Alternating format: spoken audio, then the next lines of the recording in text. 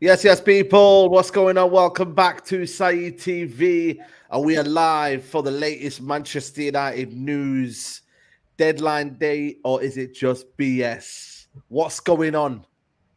President Khalifi involved. The saga continues on the latest edition of Man United, eh? On the latest edition The of latest Manchester United. episode, come like EastEnders. Latest episode on Netflix. Who needs Netflix? I don't even watch Netflix anymore. Do you? You just need to watch what Man United's going through right now. That's Listen, Netflix. the You way, know the what I'm way that saying? Netflix are trying to stop this password sharing, just watch Man United and you got your fix for the Telling you, day, bro. bro. Just watch Man United. Watch what we're all about, and you'll have the real Netflix. Yeah, this comment here I put yesterday. If you don't have faith, we don't have anything. I'm telling you now, man. A man's getting all, you know what I mean? Like Philosophical. philosophical. Managed to get that one out there. That's why you need Neeks involved, man. Neeks, I feel like you're the perfect person. When I want to know anything about financial situation, I come to Neeks. That's why Neeks is on the show today, because I feel like he's the kind of more knowledgeable one. I just kind of go along with everything. I try to understand it to my best ability. I think that's all you can do. Yeah. Understand it to your best ability and make something of this. Is that the way you kind of understand this? First, I'm just saying it. Big up yourself. Thanks for having me on Come on, again. man. Always. In the words of Bob Marley, sun is shining, the weather is sweet, so I can't complain Tell too you.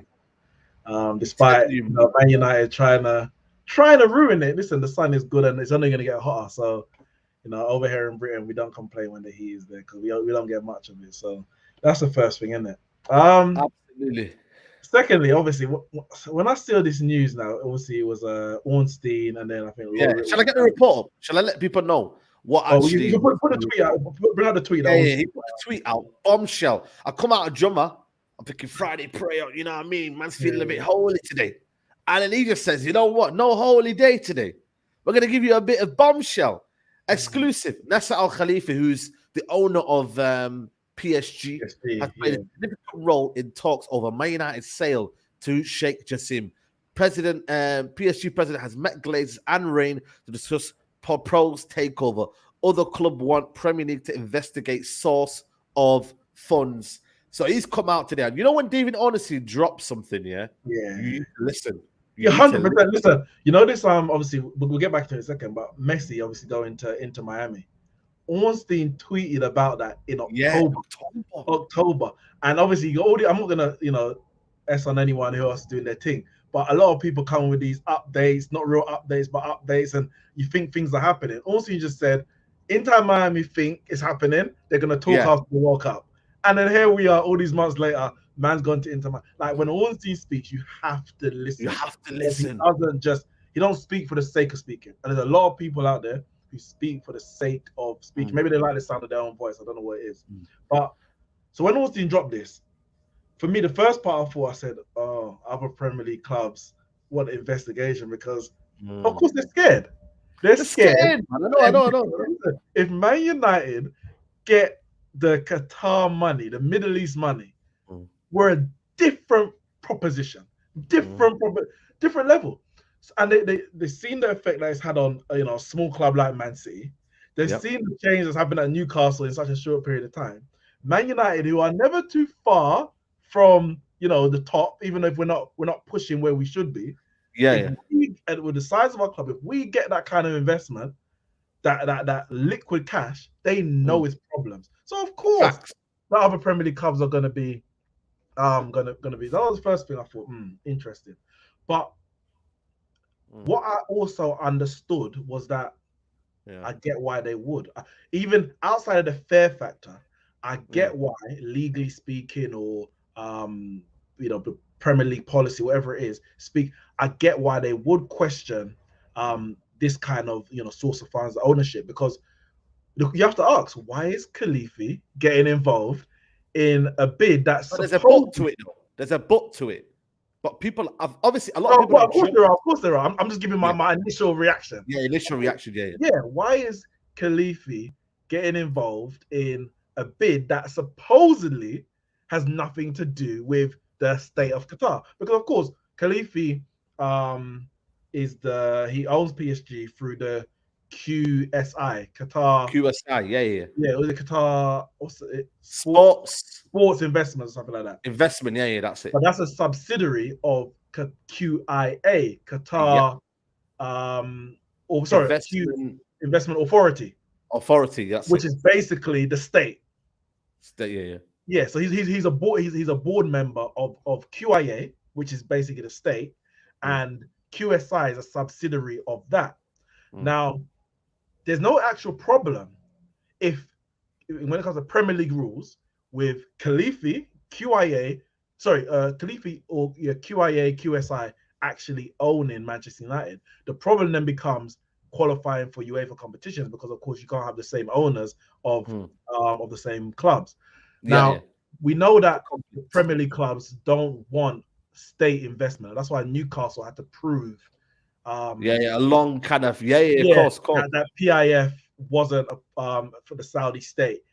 I don't 100% believe that, but they proved enough to say that it is a separate entity. And I guess when Khalifa gets involved, your question is, well, is Sheikh Jassim a separate entity to the state of Qatar? And that's where the question marks come. Absolutely. HK Music says here, it's like someone asking your cousin or close friend to chat to you about a deal doesn't mean you're connected. Of course, 100%. And they've made it clear that they are not connected. One thing that I do have to mention in the report is that it was actually the Glazers that came to Khalifi and wanted Sheikh Jassim to drive up the bids. So it wasn't actually Jassim going to Khalifi. It was actually the Glazers initially going. I'm going to read you a thread from Ben Jacobs, who I always think gives you a kind of a backstory into the situation. And I think it's quite interesting that he mentions this. Look when he tweeted this. In February the 9th is when he tweeted originally. He said, QSI owners of PSG, which you mentioned before, will have no direct involvement as previously reported. But if a bid is submitted, Nasser Al Khalifa is expected to be consulted. You see that? That was in February the 9th. And it went over everyone's head. Yeah, exactly. It went over everyone's head. Because everyone at that time, it was so raw. It was people putting their first bids in or second bids. I don't even know when the bids are. I don't know what bid we're on right now. I don't know what number bid we're on now. I don't know, man. That could be first, second. Let me know in the comments. He says here, and this is a long thread. 92 Foundation, it says Nasser Al Khalifa still has no official role in their bid, following David Ornstein and Shrimp for Excellent exclusive. As reported in February, Al Khalifa was consulted ahead of making the first offer. Sources at the time indicated anyone from Qatar, state-backed or private, would naturally exploit Al Khalifa's sport knowledge and get QSI's blessing before bidding due to their role in sport in the region. They have a massive influence, don't they, in Qatar, in the whole industry.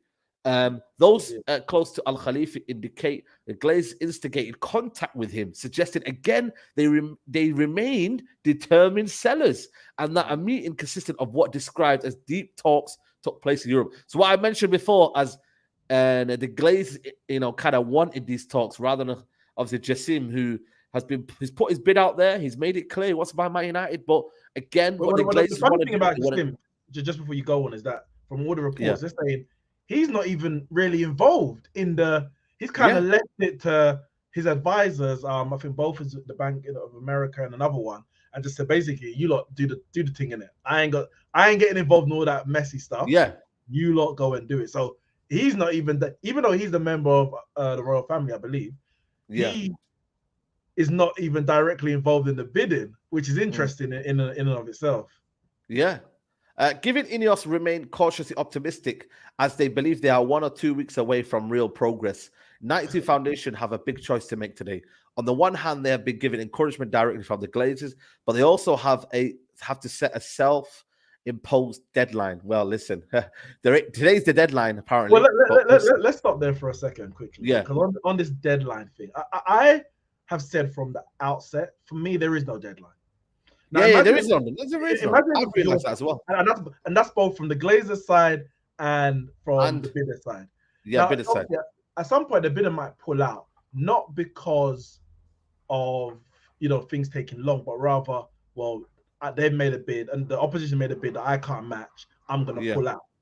But if you're selling your house, for example, say you said I want to sell my house for 300 grand, Yeah. and you say the deadline is Friday, and someone puts in a Yeah. bid, before the deadline of 290, that's the last bid. So you're like, oh, cool. All right, I'm gonna have to accept the offer. You haven't accepted it yet, but you have to accept Yeah. the offer. On Monday, when you still haven't accepted the offer, someone comes in and puts a bid of three and a half, 350,000. What are you gonna Yeah. say? Oh, sorry, you missed the deadline. No, you're gonna say, They take oh, that money. Yeah. exactly. So there is no deadline. The deadline is the moment that the contract is signed and the club is sold to someone. That's when the last Exactly. bid can go Not in. preferred bidder. No. No, the preferred bidder is almost like when they say a verbal agreement. It's a verbal agreement. They Yeah, haven't yeah. written it down. What does that mean? Oh, I like your bid. You prefer. All right, so tomorrow I come with 500,000 more than a million more than them, half a billion more than them. Then what? Yeah. You're gonna say, oh, Yeah, sorry, exactly. I prefer him. You don't prefer him no Yeah. more. No, listen, the money talks. Those close to selling side are not acting any differently due to Friday's deadline. The process continues as it's up to 92 Foundation if they now feel there is enough encouragement to continue engaging. 92 Foundation do remain confident in their bid, but have grown frustrated by the process as they want to get it urgently, if successful, due to the window opening soon. Well, it's opening on Monday, I believe. This was also why they set today's deadline and to try force the issue. But deadline also provides an exit route on their own team, so can be viewed two ways. A 92 Foundation sources refer to it as if they know progress as season talks, but are careful to stress that doesn't automatically mean formally withdrawing any offer. More clarity expected tonight. That's why we're here. There's We're no live clarity. tonight. We're not getting no clarity tonight. It's We tonight ain't getting already. no clarity, man. It's We're just tonight here, already.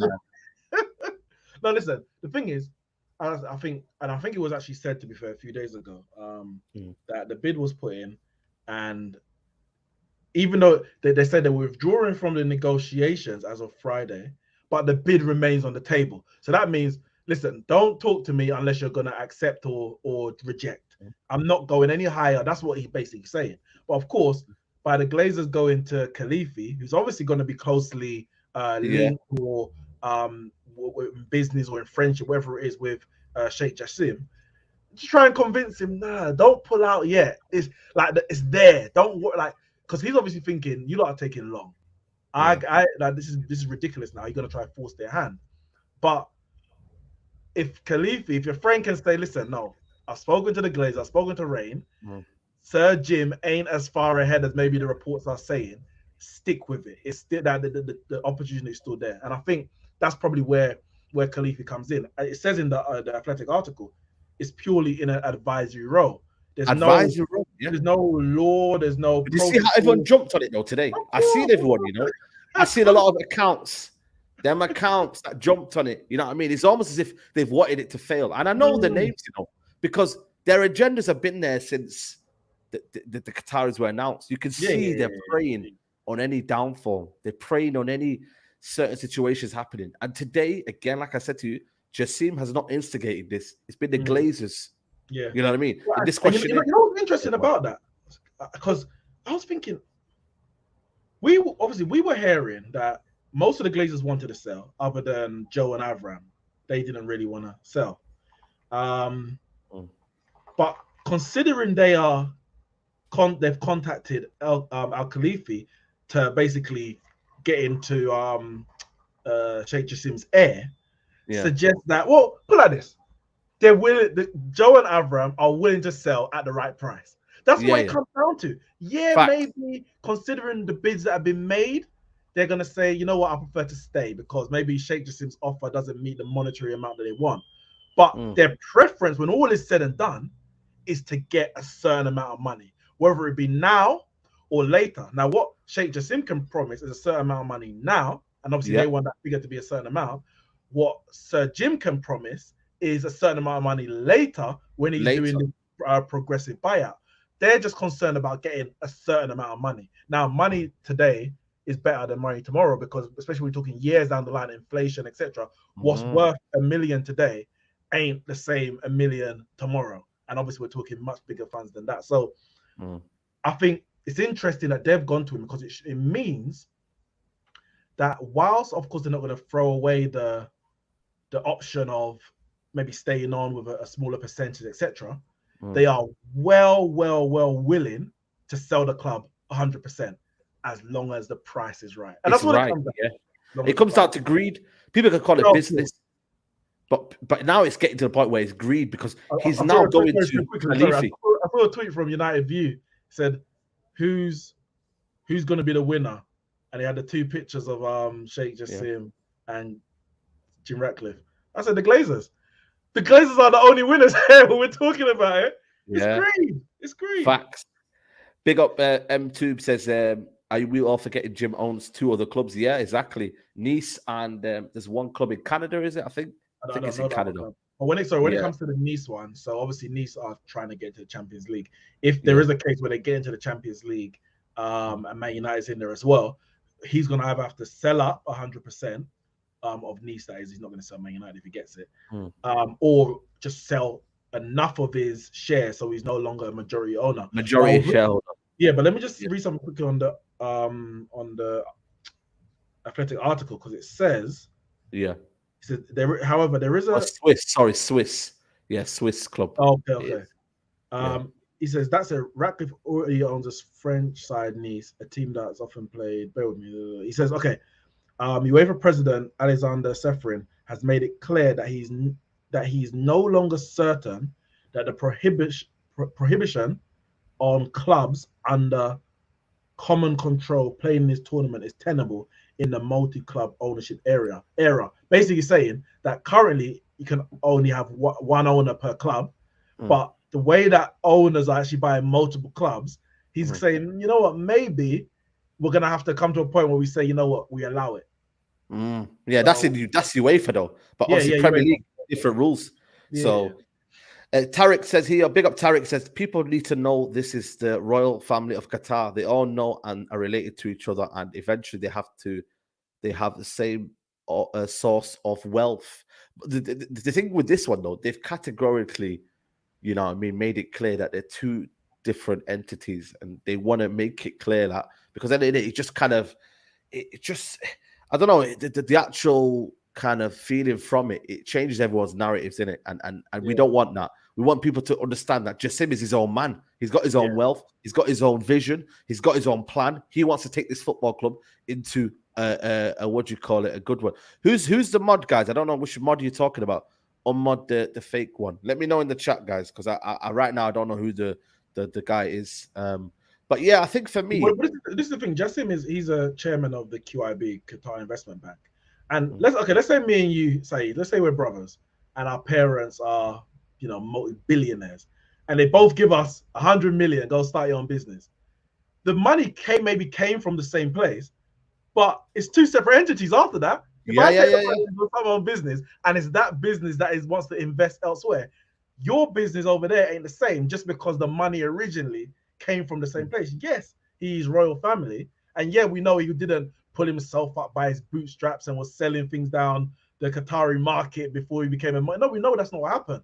But he can still have his own separate entity that is outside of the daily generation of wealth within the state of Qatar. It's very, very possible. Yeah, 100%. I want to read something from I think it's Laurie Whitwell, who again, I don't know, man. I don't know what he's kind of like doing nowadays and where his narrative lies. There's a lot of, I feel like he's a bit ambiguous in that sense as to I think his narration and the way he's reporting nowadays, I think it's changed. It really, really has. I don't know what he. Sorry. I said, you think so? I don't know. I'm interested to hear that. I think for me it has. But it says here though, this is a kind of a good comment he makes. It goes, fascinating dynamic of play with questions being asked at high level in football about who is driving Sheikh Jassim's Man United bid. He's had no direct role in negotiations. Ratcliffe's team confident on success, but 5th Qatar offer said to be significant. What do you make of that? Because at the end of the day, we're number 5, yeah. You know what I mean? Like, is it another bar? I don't understand it. Like, what? You know what it is, yeah? I just feel like for me, it gets to the point now where, yes, you know what I mean? They're looking for a solution or whatnot, but it literally doesn't end. Like, it just never, unless one of them leaves. It feels like one of them, like, when you just leave from the situation, it's going to take one person to just leave from the situation, and then they've got their man. But then I feel like is Jim Ratcliffe being used as a bait? Like, is he the one that's been used as a bait? So to you know get more what? money out of To get more money out of the Shane. Glazers. Because it's got to the point now where they've realized he hasn't got the money. So they said to him, stay where you are. And then later on, that is true though. Stay where you are and then let them drive up the bid. And then later on down the line, we might just, we might hand you a little something on the side and we'll thank you for your services. It might get to that point. It's very, very possible. It's business, isn't it? Business is not a clean game. Let's put it lightly. It's not. So it's not a moral game as well. Yeah, exactly. So if one is being used to play off the other, that would be typical business, and of course typical Glazers, because they're just about the Benjamins, isn't it? They want the big. And as you said, the fact that we're hearing Jim is so confident, Ineos is so confident.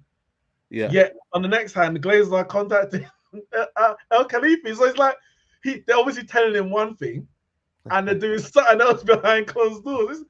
It's just. It's embarrassing, man. It's actually embarrassing because it got to the point here where it went from dealing with the Rain Group to not dealing with the Rain Group to going direct to the Glazers. Now, the Glazers are asking behind Jassim's back to go to Nasser Khalifi, who then will deal with it. And he's apparently the bigger dog, and he's a, you know what I mean? He's apparently now involved in what, like, it's just making the whole thing kamikaze. Like, that's what it's become now. Like, it's very, very much like it's a farce now. When in reality, it should have been done so much time, like so long ago. Really, let's be honest. This should have been a long time. Big up, Tariq says you are right, Saeed. But the bigger picture is to promote Qatar to the world.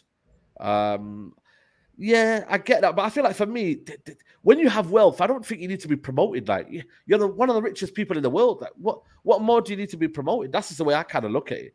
In terms of what? In terms of, obviously, you know what I mean, being promoted. I'm guessing you've been promoted in the media world. I don't know what you mean in terms of that. Okay. To promote Qatar to the world. That's what I'm guessing you're saying, bro. Yeah, I guess so. Yeah, Tariq says here NASA and Jassim are two different teams, but they are looking to working for the same goal, and there's no wrong in doing that. Do you think? Because I think for me, yes, is it QIA? I think it is, or NASA's Khalifi. His QSI. Yeah, his is more. I think he's going to branch out more into the sports side of it. His is more, I think, broader than obviously Jassim. Jassim, I think, has got a single-minded goal. He's got an effort to raise Man United back to the top. He's a fan. He's coming from it from a closer to heart kind of situation. I think that's where it's coming from. I don't think. I think when we look at Al Khalifi, he's obviously, I think, part owner of, or maybe the full owner of Bein Sport. Bein Sport. That's they did the big deal with Jordan on the PSG shirts deal. He's, I think, on the board of UEFA. So he said his vision for what he wants to do is very much broader. He's trying to, like, of course, he would love PSG to be successful, but I don't think it starts and stops with PSG. I think his vision is much bigger than just making PSG, champions of Europe, whatever it is. It's more about the brand image for him. And I think maybe because obviously him being on the board of QIA, the investment authority of Qatar, he wants to sell Qatar to the world. We know what the general feeling about the Middle East is in the West, and it's very negative. But by Qatar being involved in sports, having the World Cup, obviously we know Saudi Arabia, now they're attracting all the the legends of the game. They're going to bid for the World Cup in 2030. It's about promoting that part of the world as basically it ain't everything that you see in the media. So I think his vision, Al Khalifi, is much bigger than just like PSG. Whereas it seems like with Jassim, it probably will help. It definitely would help promote Qatar as a region, but I think it's much more single-minded towards Manchester United. I don't think we're going to see Man United used in the brand way that PSG have been used, bringing all these superstars and that kind of stuff. I don't think we're going to see that. No, I don't think as well. That's what I'm saying. I think there's going to be a center around football improvement. He wants to get this transfer window sorted out.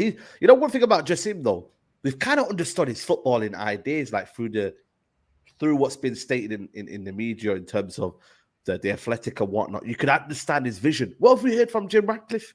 Like, you've not heard one vision about Jim Ratcliffe. You've not really had. Was the Manchester United? Yeah, that's all we've heard. That's been his mantra, if you call it like. That's what's literally been his mantra. Like, put the Manchester Man United. That no realization of the debt. Like, do you remember when he said like he's gonna actually get a hedge fund, or he's gonna use the Elliott loan banking in terms of like, you know, distributing the debt from, and then we're basically loan into a loan. So it's like we've not really heard that word. You've heard Sheikh Jassim wanted to visibly kind of get his football club back to where it belongs. You kind of, his intention is to get into the transfer market as quick as he can, help the manager. Like, time's ticking, and he's getting frustration. It is ticking. You know what I mean? Yeah, so, no, I agree. I think when you've got money like you do it in the Middle East, business is not top of your agenda. Now, when business is at the top of your agenda, you have to think about all the other aspects. Well, how are we going to generate money for this? Is this a good business deal? When the money is so liquid, when it comes from certain funds, it's like, well, you can just put football at the center.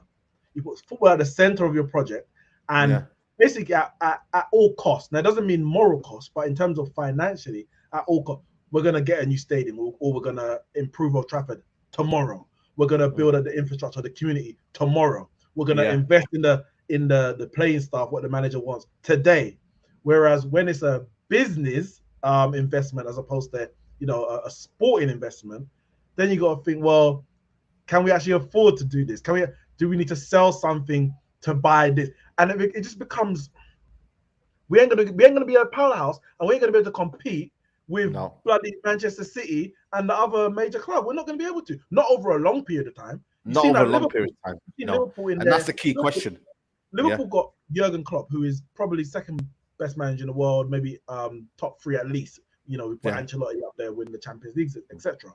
But he took Liverpool to so much heights, yet over the long period of time, they were unable to sustain competition with Manchester City. It was one season on, one season off, or 2 seasons on, 1 season very off. Like, it was like, why can Man City sustain? Of course, they've got Pep Guardiola, but they can continue to invest because sports is at the center of their project, as opposed to business, which is at the center of a project like Liverpool's, a project like what it would be, I would say, under Jim Ratcliffe. Big up to Grace, who's a member of the channel. Guys, if you want to become a member of the channel, please press the join button or the link pinned in the chat. Become a member of the channel. Grace says here, I've been so depressed about this club, and I realize there's no more life than football. There's more to life than football. I'll always support United, but I'm trying to concentrate on my own life and enjoy football as a neutral. What's the old saying, man? Football is, what was the old saying? I think there was a saying about it's a football. It's the least important things. The most important of the least important things in life. There you go, exactly. So that's just the kind of quote I have. I think, obviously, for our own situation with Man United, is that we've been through a lot, man. Last 10 years of not winning anything. City on the verge of winning a treble, and we can't even bloody sort an ownership out. Like, you know what it is, yeah? If you had any sort of, sorry? It's embarrassing. It's embarrassing, isn't it, when you deep it? City are on the verge of a treble, and yet you can't even give some saving grace to the Man United fans. Say, you know what? They've won the treble, which I shouldn't brush that aside, by the way. It's an absolute phenomenal feat. But you've got at least a new ownership to kind of think about. And you know what? We're going to move on to another. City on the verge of a treble, but yet it still feels like, you know, we can't sort anything out. It's mad, isn't it? It's absolutely mad. We got Nuruddin here. You know what I mean? Yo, Nuruddin, how are you? Yeah, man, can you hear me? Yeah, I can hear you, man. Where are you cycling in Manchester? Is he cycling? It looks like he's on. I thought he was on like away from the Glazers. Don't run away from us, man. You got to stay here for the fight. You got to be here for the fight. What's the latest, man? Break it to me. What's the latest? Is it just the same article, the Unseen article? Yeah, the Unseen article. Yeah, we're just talking about that, and the fact that the media are trying to turn it against what do you call it, Sheikh Jassim. Listen, it's a joke, innit? That's a xenophobia and Islamophobia, bro. Come on, Saeed. You always say to me, what's the word? The face don't fit. Yeah. You always say it, bro. Facts. That's your saying. The face doesn't fit. But we know that xenophobia. And then you're talking about other teams, like other Premier League clubs. Are you kidding me? Are you kidding me? Like, who gives an absolute F what you think? You know what I mean? Who asked you? Why are you bringing yourself into the conversation? This ain't about you. Don't worry about Manchester United. Don't watch it. Don't watch Man United. But the biggest thing for me, Said, is that when I look at this, I think, okay, this is what is interesting, because obviously everybody's like, no, the Glazers asked the PSG, you know, allegedly, because you know, at the end of the day, this is all alleged, because it's reports. Just because it's honestly don't mean that everybody knows exactly what nitty and gritty. But the Glazers asked him to step through. The problem, what people don't understand in the process side, and you know me, I don't get giddy, I don't get too swayed. The day they go, you know me, it's a mad one, isn't it? It's a party. I'm not gonna sleep for a week after they go. I'm taking a week off, mate, just going crazy. And then that's when I'll be on everybody's next. Manchester United are back, but only after a full sale. But what people don't understand is that when I've been watching this process, is that listen, Sheikh Jassim and the 92 Foundation have hired people to handle this. Yeah. To handle this. That's what he's in Qatar doing what he's doing, right? He's hired people, and I like the fact that he's attached away, and I'm hoping that that's what it would be like if he bought the football club, where he would hire competent people to do what needs to be done. So what they're doing is the Glazers that, can you up the bid? And to me, maybe for a lot of us who didn't believe that the Glazers really want to go, if you are to believe the article, is to say, they're like, get this brother involved because he's Qatari, he owns a football club. Maybe he can guide Jassim through this process. You know what I mean? Of acquiring a football club like Manchester United. And that bit there is the most important bit. But you know the Ratcliffe stands, you know what I mean? They're all like, you know what I mean? They're all there. Saying, we're talking about them now. Yeah, they're all saying, nah, this is to be like PSG. I'm like, I want to go on a ride like PS fucking G. You know fucking why? Because I've not seen a league title in a fucking decade, right? They win their league every other year. They win their league every other fucking year. You got to be morally correct, though. Nuruddin, hold on a minute. You're not morally correct, then, are you? That's what they're saying to you. Saeed, let me explain something to you now. You know how I know politics, innit? If anybody knows politics, you know I know. Yeah. It is outrageous. Absolutely outrageous to suggest that the British government or the British estate the British are the moral, moralizing to anybody. Yeah. Are you kidding me? But the West are morally bankrupt. Even when it comes to when we had the World Cup bid and all those kind of things, obviously it was years ago, before 2018, before 2022 World Cup, and they were talking about Russia and Qatar. But it's like, how you're not in no position to be judging anyone on their moral standpoint when you ain't even first sorted your own at home, and you're still doing that abroad, elsewhere, in some of those places. So when it comes to the moral point, I don't even fart upon that. I don't even back to eyelids. I'm just about getting it done. That's why he said we need to get this done. And as you said, it has to be a full sale. It can't be no part sale and the Glazers still involved, because at that point, you know, we're nowhere near being back as long as the Glazers are involved in Man United. No, 100%. And the only one offering a full sale is Sheikh Jassim. So that is the one that I'm gonna back 100%. 100%. But obviously, Nuruddin, this is why. Obviously, they're saying that reports that Jim Ratcliffe is still somehow, you know, optimistic is the word. Cautiously optimistic, Nuruddin. They're using all these buzzwords in it, Nuruddin. But at the end of the day, I've realized it now, and I've realized it for the last couple of weeks, to be honest with you, that it's being used as a bait, Nuruddin. And obviously, the Glazers now are desperate. They want their money. They're greedy. People can call it businessmen, etc., etc. But right now, this ain't going to stop, Nuruddin. And you know what? Ten Hag must be thinking, you lot, you know. I'm ready to leave. And there was some situation that the Athletic were reporting last week that Ten Hag is becoming increasingly frustrated by this process.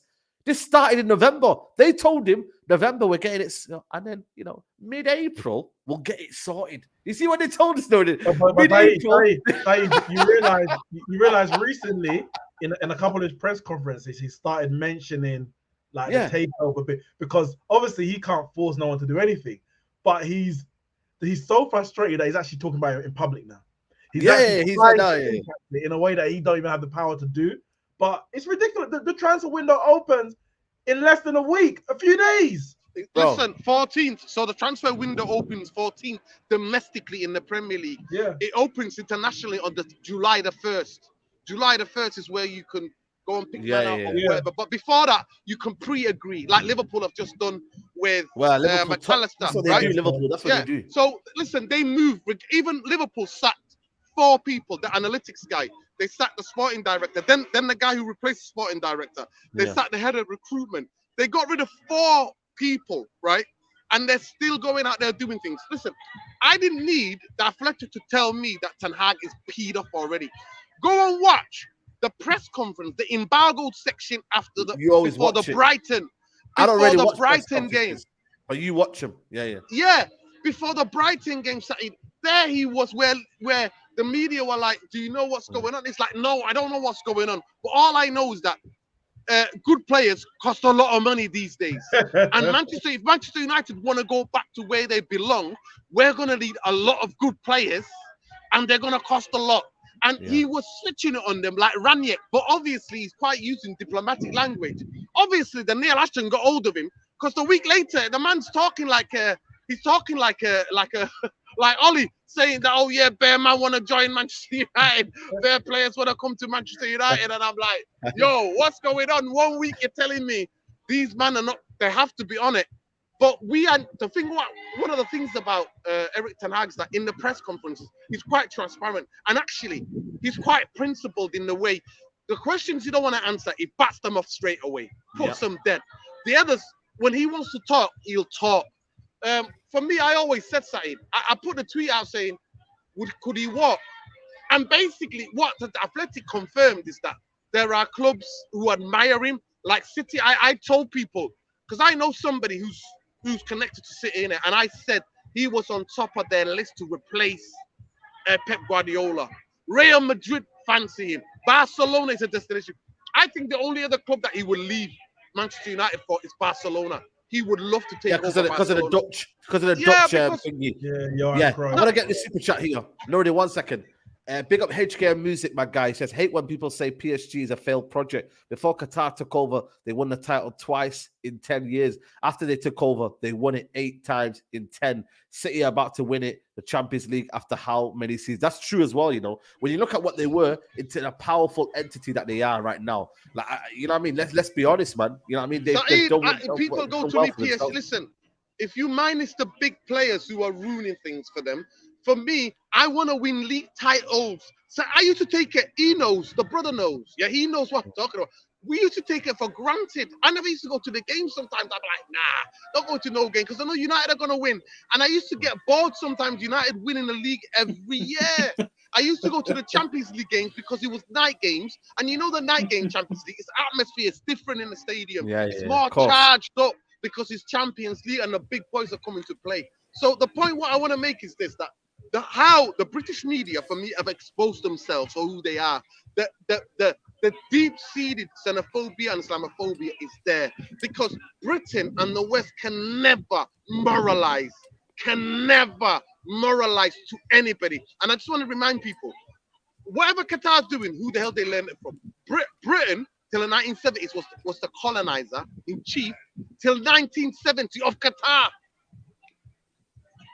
Qatar owned high value property in London. They also own partly the London Stock Exchange. They also have Heathrow, majority of Heathrow.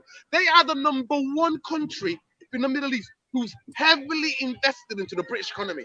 So this idea they can't own Manchester United, I say to everybody, sit on one. Facts. Let me bring on Tom. Big up to Tom. How are you doing, Tom? Yeah, I'm good, Saeed. How are you doing? Yeah, not Big too up, bad, Tom. not too bad. Big up. Big up Tom as well, man. Obviously, we got Neeks as well in the building. Pritesh, big up to Pritesh. I absolutely wish the worst thing on the Glazers. Also, the British government would be more welcoming of the Qatar investment than the media. Listen, man, for Of course they anything would, that's but valuable, they're not gonna say it in public. They'll take the cash behind closed doors, but not gonna say it. Well, there you go, They exactly. say, let's be honest, the men behind Whitehall, mate, they take bags for anything, don't they? Let's be honest. Exactly. Yeah, parties behind everybody's back, and people didn't know about it. Yeah. What are you making of the whole situation, Tom? Is it become a farce now? Is it become a bit of a joke now? What's your valuation of this situation now with today's developments? And by the way, Leeds United have been bought now, apparently. Who bought them? Sorry, who bought them? So American franchise. Is it Leeds United statement confirmed that agreement has been reached between Acer Ventures and 49 Enterprise for the purchase of the club. Both parties continue to work through the details, and further updates will be provided soon. So yeah, 49ers Enterprise, I think it is. But yeah, Tom, Is that an American football club, the 49ers? I think it is. Yeah, 76ers, isn't it? Philadelphia 76ers is an American. I think it's basketball team. I don't know about I don't know about 49. I don't know what it says here. It says 49ers Enterprise anyway. But yeah. But yeah, Tom, chat to us. What are you making the whole situation right now? I mean, look, Sheikh Yassim was he'd made this final bid, and for the rest of the bids that he'd made, even the improved fourth one, he always had the negotiation clause. I'll always negotiate. The offer's up for negotiation. Whereas this, you're saying that you're walking away from the negotiating table, but your offer's still prepared to sit there. Essentially, he's put the offer that he's put on the table for this fifth improved offer, and he's just leaving it. And he's not going to communicate. He's not going to negotiate. And to be honest with you, I think really now he's come to the point where I think he's got more money there if he wanted to, but I just don't think. I think with how long this process has taken, I don't honestly think he wants to do it anymore. I really don't. I think he wanted to be in by now in this process, and really, when you think about it, the club was up for the club had, the Glazers put the announcement in November. You're up to this point now. I think even Sir Jim Ratcliffe will be thinking in his mind, I don't want it to be in the door by now. I don't want to have the football club wrapped up, done, sorted. But it's not going to be like that. And as I've reiterated to everybody, this process, you're not even halfway through. As long as the Glazer family are haggling over whoever to pick as a preferred bidder, whether it be Sir Jim Ratcliffe or Sheikh Yassim, they've still got to pass it through the Premier League, which with Premier League and owners and directors test, really, if I'm being honest, is a piece of piss. I could send anybody the legislation, the laws behind it. Anybody can really buy a football club within reason in terms of the Premier League. Then you've got to pass it through UEFA, which in Sir Jim Ratcliffe's case is a lot harder to do because he already owns a team. Whereas Sheikh Yassim, it's not a case of he owns a team; it's a case of if he's linked to the QSI, which QSI in terms of being Qatari sports investments. It's the sort of feeling was when he came into the whole process, he wouldn't have come into the process if he couldn't create that separation, because he knew that was an obvious question that was going to be asked. But as we've already seen with Newcastle, there is a way around it. And you've already said it, Nuruddin, anyway, many times in United Real Therapy. There's a way around the UEFA clause anyway, because Red Bull Salzburg and Red Bull Leipzig do it. Manchester United and Nice effectively could do it with Sir Jim Ratcliffe, but he'd need to provide clarity over what's happening with that football club. But then also, in Sheikh Yassim's case, he doesn't have to provide clarity over anything because he doesn't own a football club. He'd just be buying one. And this rumour around what's happened with Nasser Al-Khalifi is the Glazer family went direct to Nasser Al-Khalifi, who, in a lot of people, in my eyes anyway, he's one of the most influential people within European football and within Europe, really. And he has obviously connections back home in Qatar. He has the connections within UEFA, and he has the connections within business. And really, if you want to speak to somebody about in terms of two things that link together, football and money, you go to Nasser Al Khalifa because he, you know, the country that he comes from and the assets that he has behind him with PSG and QSI, the money is there in terms of that country. And if you want to have somebody influence Sheikh Yassim, Nasser Al Khalifa is your guy to go to because he'll speak to Sheikh Yassim, whether it be personally, or he'll send somebody to speak to him personally and insist this is what the Glazer family want, but do something for it. I think when it comes to valuation, it's like we know the money's there. The money's not an issue. Oh, come on, it's a sovereign, it's a state-backed bid. Let's be honest. But the issue is whether you're a billionaire or a regular 9 to 5, nobody likes to be ripped off. That's the thing. Nobody likes to be ripped off. So if you've got 20 billion pounds, £1 trillion, and someone's selling you something that's worth 5 billion, they're selling it to you for. Well, Neeks, look at it. You're still gonna push back. You're gonna say no, because you're still. It's the principle more than the money, and that's how he's feeling. He's not saying I ain't got the money. He's saying you're taking the mick, and that's why we're having this stand up. Because of course, if he was willing to pay whatever, this would have been done a long time. It would have been done. 10 billion on the table and said, "Give me the club." But Man United's not worth 10 billion, so why are you trying to charge me 10 billion? Well, Newcastle with PAF. Amanda Stavely spoke about it at a financial summit that they went to. PAF was wanting to buy a football club for 5 years. They looked at Manchester United to buy them, but they looked at them and thought, why spend billions on a football club when you can spend millions and build one up? And because of how FFP works, buying a football club for billions in the modern day market doesn't really work because you can't put loads of investment in because FFP works around what you make, not what you put. Yeah, it limitations you. Go on, Rudy. Go on. It's not even just that. Amanda and the Saudis, the Glazers offered them. I want to just drop people. I remember you talking about. Yeah, we've heard this. Where the Glazers were in Saudi Arabia about 6 years ago. There was footage of Avram Glazer and one of the other Glazers in Saudi Arabia, some sort of conference. Edward, where Avram was just chatting absolute maca, saying, we believe in youth and all that. I'm like, what the hell are you talking about? You don't even know what football is. You're the man that was going celebrating. We came to a game at Old Trafford. The other team scored. My guy jumped up for United scored. People told him to sit down, right? Listen to the guy is don't understand anything. Do not understand anything, right? But the other thing is that for me, is that the Glazers said to them, can you give us 700 million, right? 700 for 30% of the club. And they were like, 30% of the club for 700? You on crack? No chance. We're not doing that. And that's why they waited. Yeah, that's why they waited. But the other thing that what you hit on, both Tom and Nick's hit on, is the fact that, listen, Jazim if he's a United fan, of course he's going to be emotional, right? He's totally stepped away from the process. Why? Because he's got competent people who are doing this. And at the beginning, if any of you remember the beginning of this process, nothing misses. I don't miss anything, Saeed. I don't miss anything. I know you don't. Right? So what was said was that they want to buy Manchester United, but they're not getting ripped off. Yeah. They're not getting ripped off. That was again and again. The leaks that were coming from the Qatar bid was that we're not getting ripped off. We are not getting ripped off. We've got competent people. We've got ex-JB Morgan bankers. We've got so many other people who are involved in this on our Bank side. Of America, Bank of America. We're not getting ripped off, right? We're willing to give cash. We're willing to just, buy the club for 100%, but we're not getting ripped off. And that's part of the process. But still, to me, it's still up in the air. And the longer these games, what did I call it? I called it from early. I said, this is Glazer games. Glazer. And what have I always told you? Glazers will take ages to do anything. They absolutely love it. We've got somebody who's our CEO, Richard Arnold, who says, transfer speculations feeds our social media networks. Yep. Right?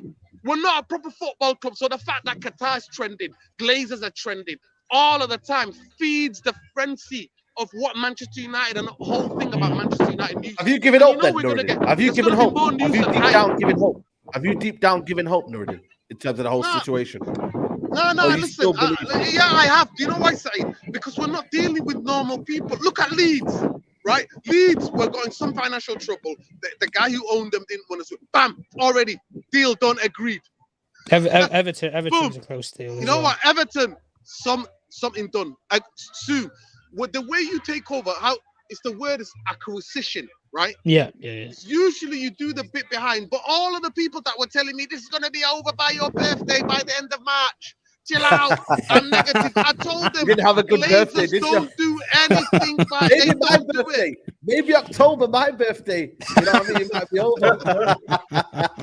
This is how it's mine, been. So that's done. So when I look at the processes that they're holding out for a certain number, I think that with the latest bid of Qatar, they might be closer to that number, and maybe that's when they're gonna because for me it's like this thing with this whole idea of Ratcliffe. I'm like, okay, if Ratcliffe is the preferred bidder, then to me the thing at the back of my mind was like, okay, if the British media hyping Ratcliffe up, and the fact of the matter is what Tom said before, Ratcliffe owns Nice. Yeah, so even if the same people who own PSG, he owns Nice, and he owns a Swiss club as well. Lausanne. Yeah. You don't listen. You don't know, but they only want to turn it on one way. At the end of the day, for me, I just want this done, Saeed, for the sake of the players, for the sake of Ten Hag, for the sake of the football club, for the sake. Listen, I've got bare people DMing me today. What's going on? Because they always like, I'm gonna believe it when you believe it. Because you know me, I don't get giddy. I'm on giddy watch constantly. So this is an alleged. I've been there. You know, I've been burned by the Glazers. I've been there too many times. Listen, I've seen Ronaldinho in the United shirt. I've seen that Ronaldinho in the United shirt, man. I know about media, how they spin things. The PR game, what's going on, but all the different people. But the key thing, if it's true, you know they're begging, and then you know there's some substance so that they might want a full sale. Yeah. Well, let's be honest though. Like, why would the Glazer family go direct to Nasser Al Khalifa to try and influence Sheikh Yassim if they weren't prepared to sell? I think it's clear that they will sell, but it just depends on if you meet their number. Really, I think the Glazer family have come into this and they've looked at it and they thought, we've got Sir Jim Ratcliffe that can give us a proposal. Yes. But we've also got somebody here who we're not buying this BS that he just has 6 billion as an individual. He's got some people who are influencing. And this story around Nasser Al Khalifa, I think, further fuels that fire that if you're like, I don't think he's a stooge, but I think he's the forefront of a bigger project. And I think there's a lot more people behind this Qatari bid than beknownst to man. Because Nasser Al Khalifa doesn't advise you or consult with you around how to run a football club or what to actually influence in terms of the future of a football club. You don't have somebody like that in your ear if you've got, £6 billion in your own bank account and you're doing it privately. It doesn't happen. It really doesn't happen.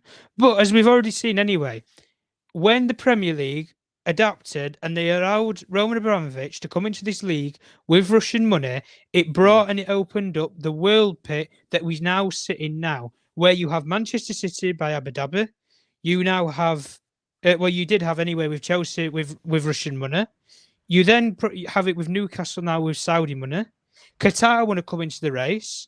Suddenly, the top four, mate, it'll be shut off soon enough. Because the rest of the clubs who don't have one of these oil-rich or oil-rigged owners will be left behind because they won't have the finances to compete.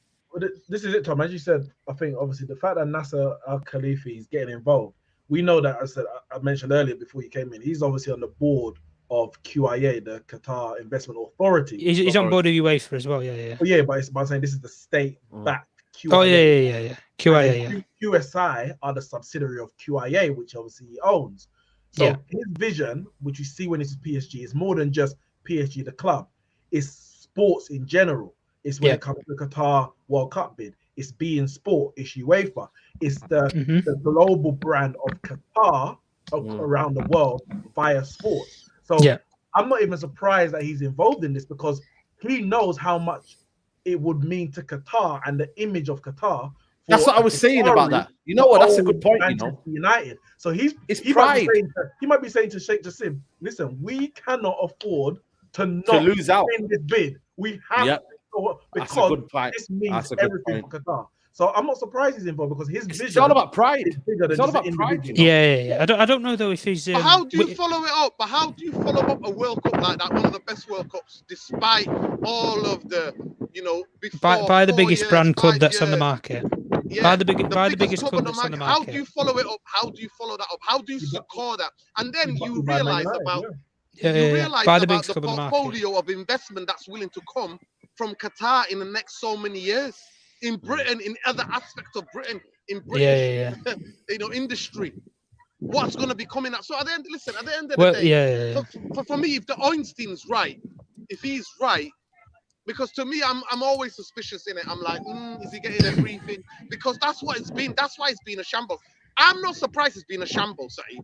No. I don't think anybody is. Yeah. I don't think anybody is. Yeah. Because that's what the Glazers do. I've got a degree in Glazonomics, in Glazers, right? Because I've had to study them.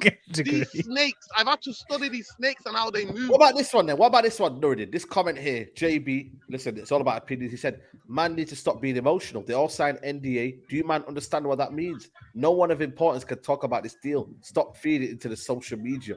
I think for me, I get that. But then there's also a 6-7 month process that has led to nothing really. And we're at basically no advanced stage. I can understand you saying that after a month. I'd be like, you know what? Fair enough. But we're 6 months into this. We got to talk about it. We have to talk about it. We have to talk about it. We've got nothing else. We've got I'm nothing not else. gonna lie to you, Neeks. I'm not gonna lie to you, Neeks. Right, Tom. We do videos, me, Saeed, and Tom. Yeah. Saeed's channel and my channel. I purposely stayed away from this because I'm like, I don't want to play with the emotions of the young fans. I don't want to play on the emotions. And to be fair, Saeed's done the same. We've specifically, when a little breaking news comes out, we cover it. But we've on purposely stayed away from this, where you got people doing spaces every day and people doing videos about this every single day. We're not been doing that because we understand this football club means more to people, and literally it's playing on people's mental health. And if you follow my Twitter, I'm constantly saying that people do not get gas. We'll know all by it. To me, at the back of my head is that the Glazers are still here. Glazers are staying. It's still Glazonomics are going to ruin this transfer. That Ten Hag might walk. Ten Hag might think, what the hell is going on here at this football club? Because we know last summer wasn't a success. And I see the same patterns. Now I'm hearing the Harry Kane. Oh, you know what I'm hearing? Manchester United are not going to buy anybody because we're waiting for the Harry Kane. Because then we'll know what the budget is for the other players. Get the hell out of here! Where have I heard that before? Where have I heard that before? I bought the t-shirt with Frankie de Jong. I bought that t-shirt. I've got it with Frankie de Jong's face on it. No. But you have to get good negotiators. Don't worry, Mason Mount is coming. Don't you worry. Let's be honest though, right? In terms of this process though, the way Qatar are going about it in terms of not wanting to be ripped off, in terms of buying the football club, me personally, if they acquire the club if they go through the tactic that they've used, where they're not going to be ripped off, and they end up getting it, I think that's better than them just slapping 10 billion on the table and saying, let's have it. And they would have had it already by now. Because really, in the future, you'll have other clubs that will come to you and when you want to negotiate for a player, they'll know, oh, wait, Manchester United was valued on New York Stock Exchange at $4 billion or pounds. Like, it was valued at that, but you paid nearly double that for a football club that isn't valued that. So we know you've got more money. All right, you can stick another £30 million on Mason Mount. Why do you think Chelsea, for example, are the prime example of this? You paid £80 million for Harry Maguire. That's what they were saying. You paid £80 million for Harry Maguire. Mason Mount's a better player than Harry Maguire, really. That's what they were saying. And this is why we need new owners, because they can't use what's happened in the past owners to play on this one. If you say to Sheikh you say, well, you paid $80 million for Harry. No, I didn't. I didn't pay nothing for nobody. Nope. I'm paying X amount for this player. That's what I want to do. But listen, but bro. Neeks, that's how Man City do it. Neeks, that's how Manchester City do it. They give cash. They don't wait for bank loans. They give cash, and then they get the player. You get a lower fee. Exactly. No, listen, the biggest thing for me is that take Manchester United off the New York Stock Exchange. First thing, go back to being a football club. Get rid of the debt. and then we all get good operators who can do negotiations. John Myrtle, man. You got John Myrtle, man. Listen, let me say, Neeks has got to go. Neeks, follow Neeks, people. Neeks Sports. Yeah. Follow up on the Twitter and on YouTube. Monday we got a podcast. We're reviewing the season. It's gonna be painful because Man City. Lukaku, I need something from you. Yeah. Romelu Lukaku, make yourself a Man United legend. Henrik Mkhitaryan. Damian. I don't have hope, man. I know. The weather's going to be good, so don't let Man United ruin your weekend. Bless our Saeed, Nuruddin, Tom. Big up to you, man. Neeks, make sure you like the video before you leave here. Big up. Love, man. Big up to Neeks. You know, guys, it's the 1.1K. Make sure you like the video, people. And make sure Nuruddin get it to 10K. Make sure we're doing that, people. We need Nuruddin to get to 10K. My thing is, and you know Nuruddin, you know Jim Ratcliffe, by the way, he's sanctioning the deal for Marco Thuram. So if he had any Man United DNA about him, you wouldn't be strengthening Liverpool, who are going to challenge for the league or whatever they want to do, you know what I mean, next season. You're strengthening them, but he's going to sanction it, be like, okay, go wherever you want. Yeah. Now, you know what I mean? So listen, he's been found out for the fraud that he is in it. He's been found out, and apparently today he soon as the news drops in it, his little minions in the media were like, "Oh, he's pissed off now."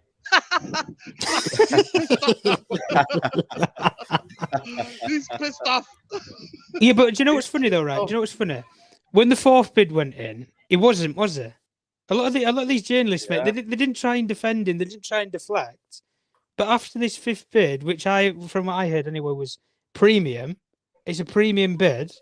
Yeah. When I heard that word, I thought premium bid, and then when you saw all of the defence that came to Jim Ratcliffe, and the one thing that has always been used against the Qatari bid has been either human rights or Paris Saint-Germain Football Club. That's the two things that's gone against that bid. Yeah, Robocop, big up, man. Everyone's calling you Robocop, I'm telling you, man. Robocop, go-karting, skydiving, mate. You know what? Where even are you, Nuruddin? Where are you? Are you at home? You know what? Yeah, I'm near home. I'm near the Cultural Arts Centre where I used to work. I've just been. Are you watching tonight? It's one of my ex-colleagues that are left. So let me give you the proper Robocop. Yeah, let me give you proper Robocop. Yeah. Yeah, go on then. Go on. We need some bit of. Someone get a picture of that. Someone get a picture of that, people. Get a picture of that and send it to Nuruddin. Proper Robocop, man. This is how it is. No, honestly, listen. Like I said, people do not get gas. We don't know what's going on yet. One thing I do say, and I coined the phrase "Glazer games" for a reason. Glazers have always been playing games, and we know where we stand. We know what they're going to be doing. For me, the fact that if it's true, I mean, Tom can tell us, Ornstein's quite good on transfers. I don't know how good he is on this. Is he being briefed? Do you think that news as a journalist, Tom? Do you think that's a specific brief? The fact that Al Khalifi from PSG, the Glazers have told him to get involved. In terms of what Ornstein's reported, or the Glazers going to. Yeah. What is reported? What Ornstein's reported?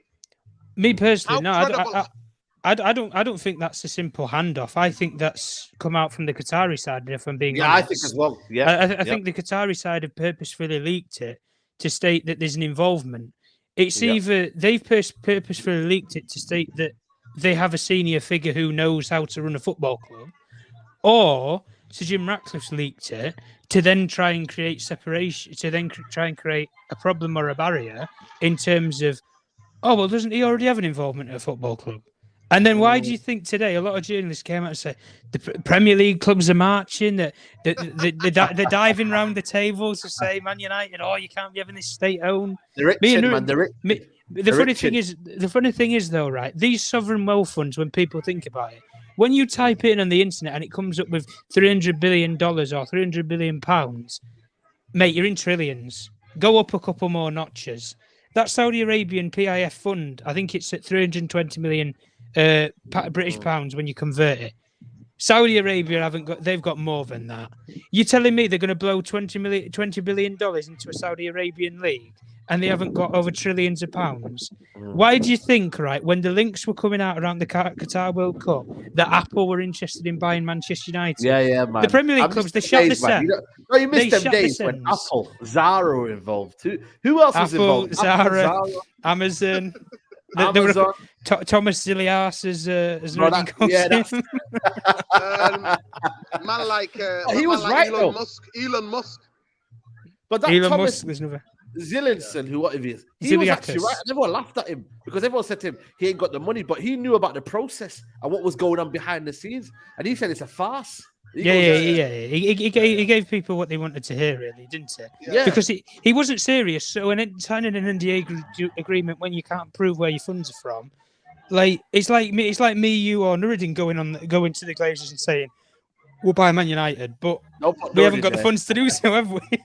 Listen, my guy was promoting a app or something. I told him that guy was silly ass, not silly ass, silly ass. That's who he was. You told everyone, have you got money? Have you got money to put in the pot? That was a silly ass, mate. Donation. I mean, I expect him to come out and say, I've been a United fan for a long, long time. Like Elon Musk was like, when I used to like, I'm not gonna lie to they you, were man. my favorite team. I'm like, what about just not being a United fan? I don't know if I want an affiliation. I want him to love United. I get it. Like you want him to fall in love with United? Is that what you're saying? Yeah, I'd rather him fall in love with Man United because that's just like them out. We've had a guy who said I want to put Manchester Man United, who then has a Chelsea season ticket holder, and we've got a guy who, let's be honest with you, we've not seen in flesh, and he's got a United shirt on. So we want a guy who's just not affiliated to Man United. Then he falls in love with Man United. And he buys a suit. Like, the guy with Newcastle. Guy with Newcastle. See how he's kind of like falling in love with Newcastle now. Yeah, and the connection with the club. The fans. Yeah. Well, honestly, it's fine. Look at it from this perspective. When Roman Abramovich wanted to buy a Premier League football club, he looked at buying Spurs before he did buy Chelsea. And when he bought Chelsea, you know the rest from there. They were the most successful Premier League team under his era at that time. Amanda Staveley and all of her like close associates and family are all Liverpool fans. They're all Scousers. They love Liverpool, but they've gone and bought Newcastle Football Club. Yeah. Liverpool, and this real trick around this, as Nuruddin alluded to earlier, Saudi Arabia had been given an offer to buy into Manchester United, not to buy it. That was the problem. Basically, what Sir Jim Ratcliffe wants to do now, but with no control, essentially, and on a smaller percentage scale. But the only thing I'm saying in terms of what we've heard today around the Nasser Al-Khelaifi story is, why would the Glazer family go to him? Why him in particular? Because he has a lot of keys to Qatar, he has a lot of keys to football, and he has a lot of keys to finance. And in those three departments, interest the Glazer family because, one, they need to get some more money out of Sheikh Yassim, so you go back to his homeland in Qatar. Two, you go to Nasser Al-Khelaifi in terms of how will this go down with UEFA? You sit on the UEFA board. And three, all right, you have a lot of keys to finance. Well, we know this Sheikh Yassim guy, he ain't got £6 billion in his bank account. He's been stooged up or he's been pushed by something. And let's be honest, right? I don't think anybody in the chat or anything is blind to the fact that this is a state-backed bid. Let's be honest. Because all this is it's one person at the front of a bigger picture and a bigger vision behind.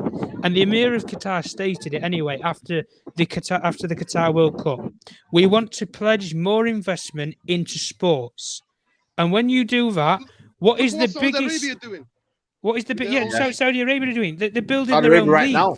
They're building their own league right now. Yeah, and the funny thing is, people say that's a new America. It's a new China. This is here to stay. This Saudi league. Let's be honest. I think it's here to stay as well. You're right. What are they doing with the golf? Look what they're doing with the golf. The golf, yeah. PGA, the PGA Tour and PGA Tour and Live Golf. They had that legal battle for years. Look what Man City are doing in East Manchester. They bought that arena. Man City do the same. Yeah. Man City. I think they've got 10 clubs now. Something on the like. They own half of the continent of the world. Man.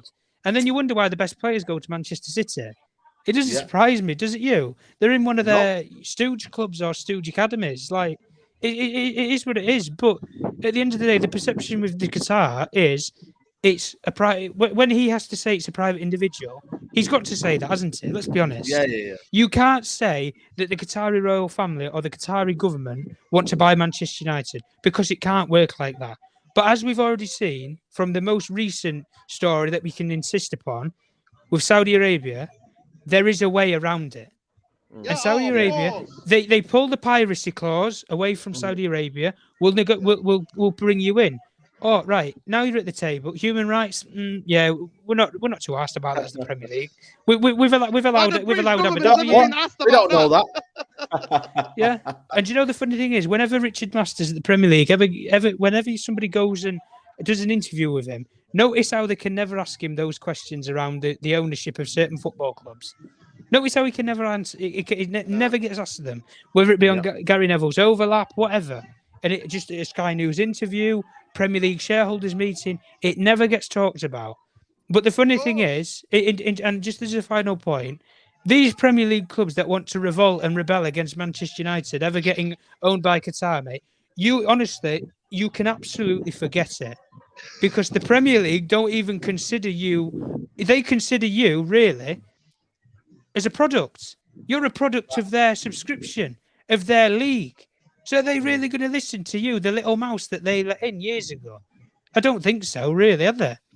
But because I don't think Manchester City are going to be one of those clubs that can sit at the table and say that. Because if they're going to say that, well, then the Qataris, if they want to be speaking directly with the Premier League and insist and then say, hang on a minute, what Manchester City are stating this about us? What's this sponsorship deal that you're supposed to be investigating for about 4 years, which has gone cold and quiet? But Newcastle, oh, wait, what? PAF doesn't own Newcastle, but they do on the paperwork. And PAF is directed and the chairman of what? Mohammed bin Salman. Put two and two together, lads. Come on. Exactly. Big up D-Boy. We're going to wrap this up now, people. We're going to wrap this up. D-Boy says here. It's transparent. Go ahead, sir. Yeah. D-Boy says here, big up Saeed. I'm loving this Nordin Brothers energy, man. Hilarious. Big up, man. Yeah, follow his channel, man. United Real Therapy, man. Follow his channel, people. We do Straight Jacket podcast every Monday. But listen, people, I'm going to wrap it up here. The deadline BS, I call it. This is a deadline day BS. Not a deadline day. Deadline day BS, Nordin, yeah? Listen, I'm flying out soon, people. I'll let you know where I'm going. You probably already know where I'm going. So I'm going to enjoy my holiday. And I'm going to come back here, and I bet you anything hasn't changed. And, if it does change, I'll be in the sun celebrating. So it's been a pleasure. Tom, it's been a pleasure. Nordin, it's been a pleasure. And we just wait in it. We wait and see. Listen, don't believe the hype, people. Look after your mental health. Don't believe the hype. Stay calm and closer. The Glazers were always going to painfully drag it out. They were always going to do it. So just when any breaking news comes, we'll get it to you. No problem. Yeah, absolutely. I'll be back tomorrow, people, for the watch along. We'll be there tomorrow, Forza Inter. But I doubt anything happens. But I think they're going to win 3-0 side. It's going to be so easy. Yeah, I think Man City win 2 or 3-0, man. But yeah, Nordin, it's been a pleasure, man. I'll see you soon, bro. It's love, Kings. Love, man. Take care, bro. Love, man. Love. Big up, Nordin, man. Big up, people. Love. Guys, I'm going to wrap it up here. Make sure tomorrow we're going to be live. Forza Inter. Have they got something for me? Lukaku, have you got something for me? Damian, have you got something for me? Mkhitaryan, have you got something for me? Find out tomorrow.